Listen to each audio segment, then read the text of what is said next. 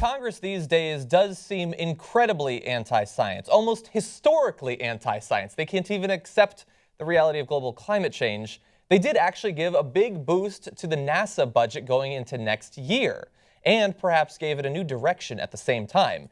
Now, earlier this month, Congress announced it would increase the space agency's budget by $1.3 billion in 2016. They also directed NASA to use $55 million of that $19.3 overall billion-dollar budget to begin building a deep space habitat that will house astronauts during future exploratory missions to the red planet of Mars, the next place in the solar system where we expect we're going to try to land astronauts at some point. So again, let's just recognize that is a big boost to NASA's budget. That's, I don't know, a little bit less than 10% obviously, but it's $750 million more than they even requested. And at the same time, they're giving them this new mission, to be able to house humans on Mars, even for limited periods of time. Now, Congress gave the agency until 2018 to develop a prototype model of the habitation module. NASA must also produce a report on the status of the program in just 180 days. I understand that this exists inside of the context of NASA's existing plan to, in the next few decades, try to land people on Mars.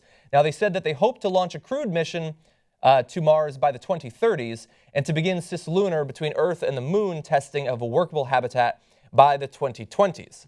Now, this is not obviously happening next year or anything. This is an extremely slow and rigorous process of building these technologies, testing them in places like the Moon before you eventually ship them over to Mars. And yes, this does seem a lot like the beginning of the movie The Martian.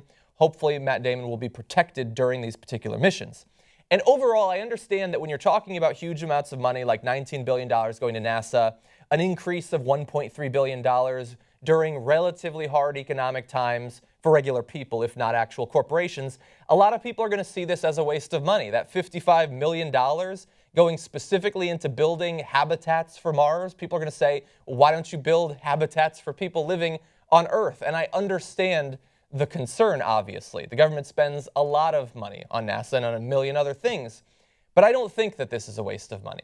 I think that there is precedent historically for these sorts of programs, like the getting a man onto the moon, getting people to live on Mars, do scientific experiments on Mars.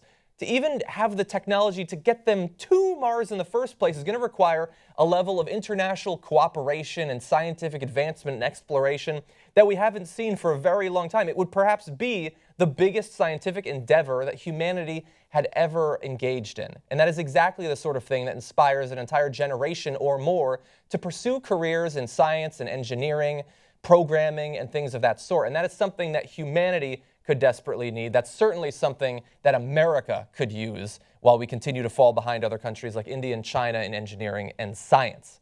And so while it is a lot of money, and maybe I'm just being influenced by the fact that I've read The Martian recently and a bunch of novels by Kim Stanley Robinson, I think that this is exactly how we should be spending our money.